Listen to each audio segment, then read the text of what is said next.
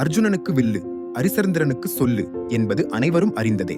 ஆனால் நட்புக்கு இலக்கணம் யார் என்று கேட்டால் யாரச் சொல்லுவீங்க? பானுமதி. அழகிலும் வடிவத்திலும் தேவலோக சுந்தரிகளுக்கு கொஞ்சமும் சளைத்தவள் அல்ல.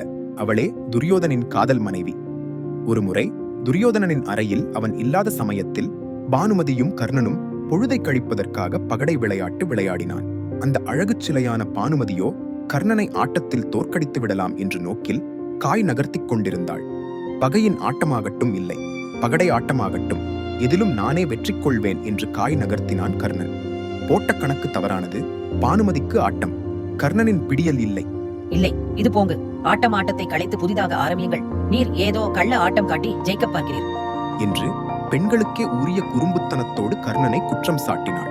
பானுமதி கள்ளம் கபடம், இதற்கெல்லாம் அர்த்தம் கூட சரியாக தெரியாதவன் இந்த கர்ணன். இந்த ஆட்டத்தை முழுவதும் முடிக்காமல் அடுத்த ஆட்டம் கிடையாது என்று தீர்மானமாக சொல்லிவிட்டான் கர்ணன். அந்த நேரத்தில் துரியோதனன் அறைக்குள் பிரவேசித்தான்.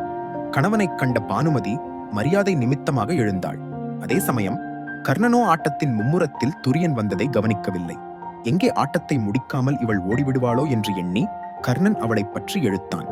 பானுமதி எழுந்து நிற்க அவள் இடையில் அணிந்திருந்த முத்து ஒட்டியான மருந்து கர்ணனின் கையோடு வந்தது. அதை தடுக்க நினைத்து தோற்றுப்போனாள்.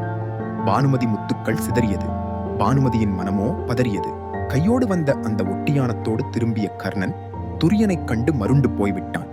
கரம் பிடித்த கணவன் அருகில் இல்லாத நேரம் அவனின் அனுமதி கூட இல்லாமல் அவன் அறையிலேயே அமர்ந்து அவனுடைய மனைவியுடன் ஒருவன் விளையாடிக் கொண்டிருக்கிறான். அதுவும் அவளின் இடையின் மீதே தனது வலுவை காட்டி ஒட்டியானத்தையும் பீத்து இழுத்து விட்டான். இதை அவளின் கணவன் பார்த்தால் என்ன நடக்கும்? அதான் பார்த்து விட்டானே, என்ன சொல்லி புரிய வைக்க முடியும் நண்பா? அது எப்படி சொல்வேன்? வார்த்தைகளை தேடிக்கொண்டிருந்தது. கர்ணனின் வாய். பானுமதியோ தனக்கு வாய் என்று ஒன்று உள்ளதையே மறந்து போய்விட்டாள் போல சரிந்த முந்தியை பிடித்துக் கொண்டு சிலை போல் நின்றாள். அனைத்தையும் குறிப்பால் உணர்ந்த துரியன் இருவரையும் பார்த்து கேட்டான். பாருங்கள், ஒரு கேள்வி என்ன என்று தெரிந்தா மெய்சிலிருத்து போவீர்கள். நான் வந்தது கூட தெரியாமல் அவ்வளவு மும்முரமாக ஆட்டம் போய்க் கொண்டிருக்கிறதா? இருக்கட்டும், உங்கள் ஆட்டம் தடைபெற வேண்டாம். சிந்திய இந்த மணிகளை நான் எடுத்துக் கொடுக்கட்டுமா, இல்லை எடுத்ததை மீண்டும் தொடுத்துக் கொண்டு வந்து கொடுக்கட்டுமா?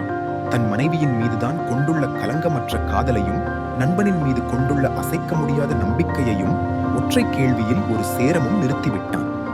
துரியோதனன் முன்னாடி கேட்ட அதே கேள்வியை இங்க திரும்ப உங்கள்கிட்ட கேட்கிறேன். அப்போ நட்புக்கு யாரு?